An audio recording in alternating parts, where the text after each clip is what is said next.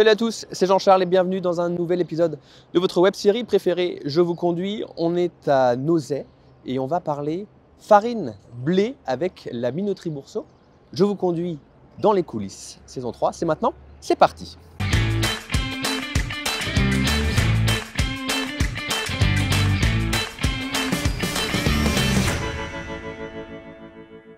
Et je le disais, je suis à Nozay, il fait frais ce matin, mais on est très heureux de retrouver Christophe Boursault. Salut Christophe. Bonjour Jean-Charles, bienvenue à la minoterie. Eh ben, merci beaucoup, on est ravis de passer ce moment avec toi. On est là au stylo, on va en parler d'ici quelques instants, on va aller au Fournil, voir les moulins et on terminera par l'ensachage. C'est pas facile à dire, je l'avoue. Un petit retour sur l'histoire de la minoterie Boursault. Tu co-gères l'entreprise avec ton frère. En une minute, raconte-nous l'histoire de l'entreprise. Alors l'origine de la minoterie Boursault, c'est la Vendée, 1825. Notre père a acheté ici en 1973. Ouais. Donc avec Franck, nous sommes la 6e génération, 3e génération à Nozay et la 4e est en marche. Ok, c'est qui la 4e du coup? Eh bien c'est mon neveu Guillaume et mon fils Jules. Ok. On est là au silo, on va pouvoir le voir grâce aux images notamment de Ronan qui nous accompagne. C'est le début de tout ici? Ici c'est le début de tout, c'est la réception des blés, c'est là que tout commence. Ok. Combien de camions arrivent livrer le blé? Environ 5-6 par jour. Ok, ça représente combien en tonnage? À peu près 150 tonnes Par jour? par jour. Ok. Et après, ces tonnes, elles sont traitées comment? Elles sont traitées directement au moulin et ça donne à peu près 120 tonnes de farine. 120 tonnes de farine. Alors, on va le voir, la particularité de la minoterie Boursault, c'est que vous avez un moulin à meule et puis un moulin dit conventionnel, beaucoup plus récent, qui fait aussi appel à, on va dire, à l'usine 2.0, en tout cas à l'innovation. On va aller au Fournil. On va au Fournil, on est parti. Qu'est-ce qu'on va trouver au Fournil? Eh bien aujourd'hui, vous avez beaucoup de chance parce qu'aujourd'hui, on a une formation Panettone avec Oriol Balaguer, qui est un des meilleurs spécialistes de la fabrication du Panettone. Alors ça, c'est important parce qu'il n'y a pas que la fourniture de la farine, il y a aussi ce côté un peu transmission, formation, qui est très importante pour toi. Ah, complètement. Aujourd'hui, on est dans des métiers, alors avant tout de passion et bien sûr de transmission.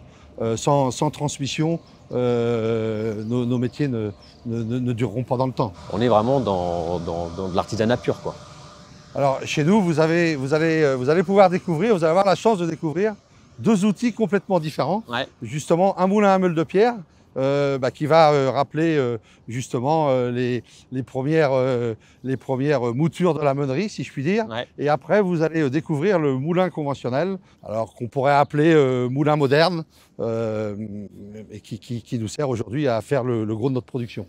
Alors le temps qu'on arrive au Fournil, on va faire on va parler forcément de la minoterie Boursault. Il y a combien de collaborateurs aujourd'hui dans l'entreprise? Alors aujourd'hui, à la minoterie Boursault, nous sommes 64 salariés. Ok. Combien tu as d'alternants ou de jeunes en apprentissage? Est-ce que c'est une part importante?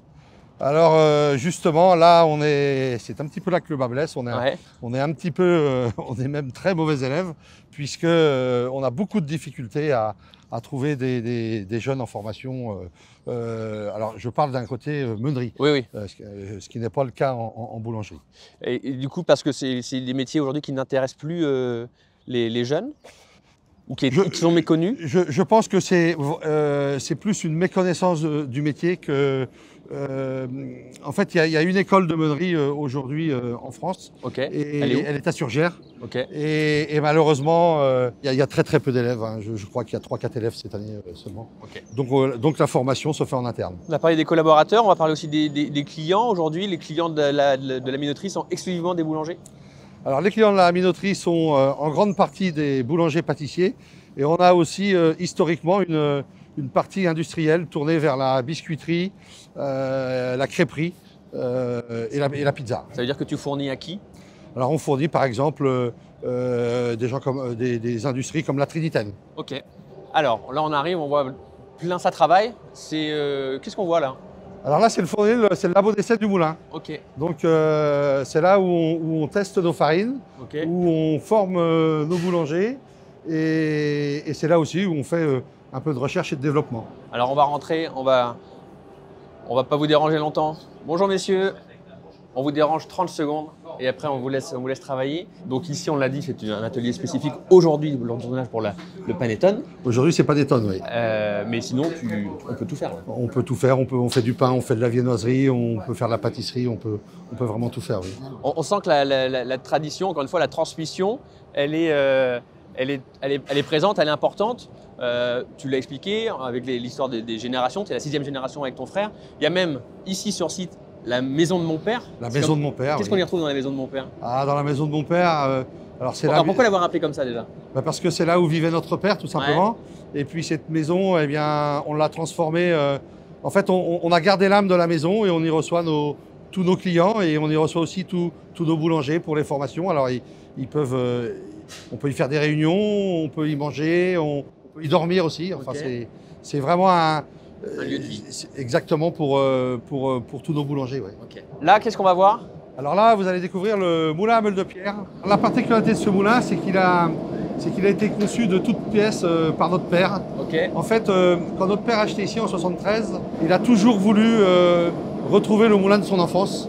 Et donc, il a glané du matériel un peu partout en France.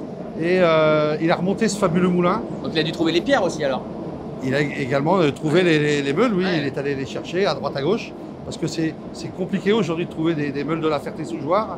Et le moulin tourne depuis 1999. Il tourne H24? Non, il ne tourne pas H24. C'est un moulin qui tourne en gros 16 heures par jour. Et quelle est la particularité d'un moulin à meule de pierre par rapport à un moulin conventionnel qu'on verra tout à l'heure? La particularité d'un moulin à meule de pierre, c'est que vous prenez soin du grain. Ouais. On écrase. C'est la qualité du produit qui change? Complètement. Ouais. D'ailleurs, vous allez pouvoir remarquer que les odeurs dans le moulin à meule de pierre sont complètement différentes des odeurs dans le moulin conventionnel. Combien de tonnes de farine sortent d'ici, de ce moulin à pierre? Par jour, 10 fois moins que dans le moulin conventionnel, à peu près une dizaine de tonnes. Parce que c'est la technologie qui permet de faire beaucoup plus? Complètement, les cylindres, ça tourne beaucoup plus vite que les meules. Ouais. Ici, on prend le temps on prend soin du grain, on prend le temps de faire les choses. Et la particularité de notre moulin à meule de pierre, nous sommes tout en transport vis et godet. On prend vraiment soin du produit. Est-ce que ça veut dire que c'est un produit qui est distribué différemment que la farine qui va sortir dans le moulin conventionnel? C'est un produit chez nous qui est réservé exclusivement à l'artisan boulanger. Ok. Christophe, on va aller du coup voir le moulin dit conventionnel. Il date de quand ce moulin? Eh bien, le bâtiment dans lequel on va rentrer, le moulin, alors on a retrouvé des traces a priori à partir du XIVe siècle. Donc là, la particularité, c'est qu'on est sur quelque chose de beaucoup plus moderne. Beaucoup plus moderne. Ça change quoi pour les équipes au quotidien et même pour toi? On fabrique forcément beaucoup plus, on va beaucoup plus vite. Ici, on écrase 120 tonnes de blé jour, alors que sur les meules, on en écrase 10 fois moins. Ouais. Et la farine qui est produite ici, par contre, elle est pour tout le monde. Autant... Alors, une partie des farines ici va vers la boulangerie artisanale également, et vers l'industrie, ce qu'on appelle, nous, l'industrie utilisatrice, donc la biscuiterie, les crêperies, les pizzerias industrielles. Ok. Combien de personnes travaillent sur ce moulin conventionnel? Alors, l'équipe de meuniers est composée de 6 meuniers, puisque nous travaillons en 3-8, mais le moulin tourne avec la surveillance d'une seule personne à la fois. Ok. Donc là, le moulin, il tourne tout le temps? Le moulin, il tourne tout le temps, du dimanche soir au samedi soir, dimanche matin, suivant les besoins. Ok. On y va? On y va. Allez, go. Qu'est-ce qui circule dans ces tuyaux? C'est du blé, c'est de la farine traitée, finie? C'est tout, c'est du blé, c'est de la farine, c'est des sous-produits. En fait, un moulin, ça monte et ça descend. Ouais, donc c'est tout simple, hein, tout passe par les tuyaux. C'est des gros investissements parce que soit les machines sont très très propres, soit elles sont neuves parce qu'il n'y a vraiment aucune trace. Est-ce que c'est dans l'activité de la minoterie, les investissements sont importants? Alors, les investissements sont importants. Le moulin que vous voyez ici, il a été refait entièrement en 2009. Ok. Et puis évidemment, quand on a un bel outil, il faut l'entretenir.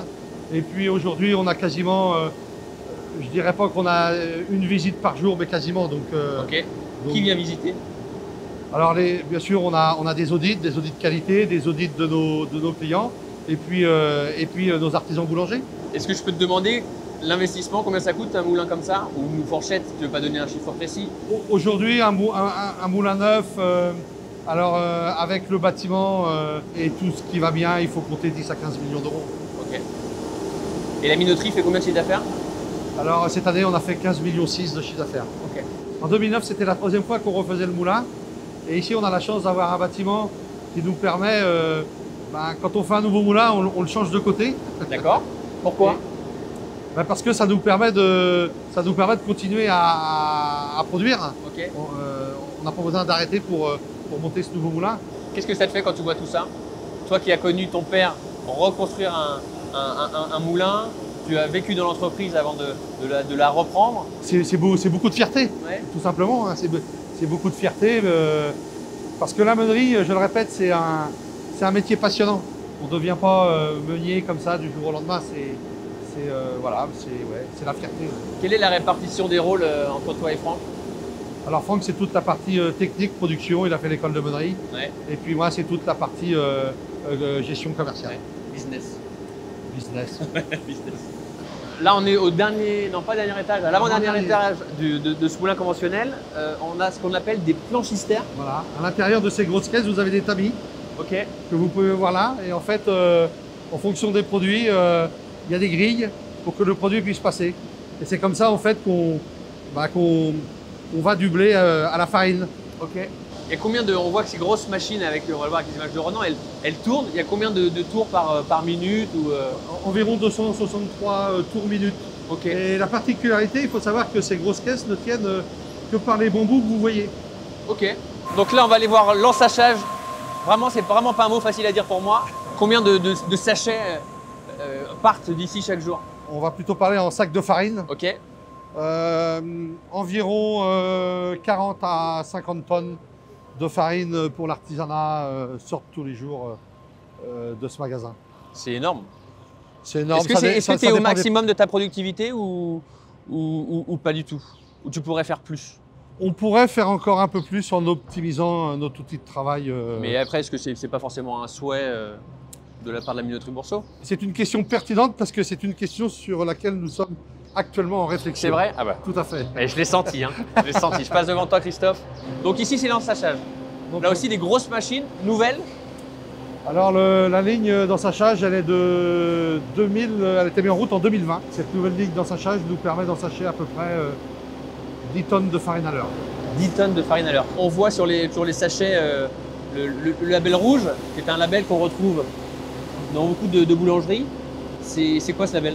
Label rouge, aujourd'hui sur le marché, vous avez à peu près un peu plus d'une cinquantaine de farines label rouge. Ouais. Par contre, vous n'avez qu'une seule baguette labellisée, c'est la bagatelle. C'est la seule aujourd'hui sur le marché qui peut se prévaloir du label rouge. Et la farine de la minoterie Bourseau permet de faire la bagatelle? Complètement.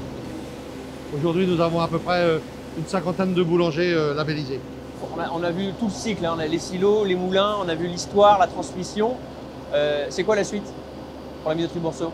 Déjà de transmettre dans de très bonnes conditions, de continuer notre développement en artisanat parce que moi je crois fort en l'artisanat, l'artisanat de qualité. D'ailleurs j'en profite pour tous vous encourager à aller acheter votre pain chez les artisans boulangers pâtissiers. Je dis bien les artisans boulangers pâtissiers. Et puis c'est une réflexion que l'on a actuellement, peut-être reprendre aussi un petit peu de volume industriel sur des métiers comme la biscuiterie ou la crêperie, parce que ce sont des farines que nous connaissons bien, que nous travaillons depuis maintenant quasiment 50 ans. On a vu les investissements, on a vu les moulins qui ont été refaits, moulins conventionnels. On voit ici, est-ce qu'il y a d'autres investissements prévus? Alors nous avons un plan à 20 ans sur lequel nous sommes en train de réfléchir avec un premier investissement important. C'est l'extension du bâtiment de stockage, équipé d'un transstocker et de picking automatique, tout simplement pour améliorer la pénibilité dans l'entreprise. Ouais, parce que c'est les sacs qui sont lourds. 25 kg. 25 kg. Voilà, agrandissement du bâtiment de stockage et automatisation des outils, ce sera la première tranche, on espère dès 2025. Merci beaucoup, c'était un plaisir de découvrir les coulisses de la minoterie Bourseau. Et quant à nous, on va se retrouver très prochainement pour un nouveau numéro. D'ici là, prenez soin de vous. À très bientôt. Salut. Je vous conduis vous a été présenté par le CIC Ouest.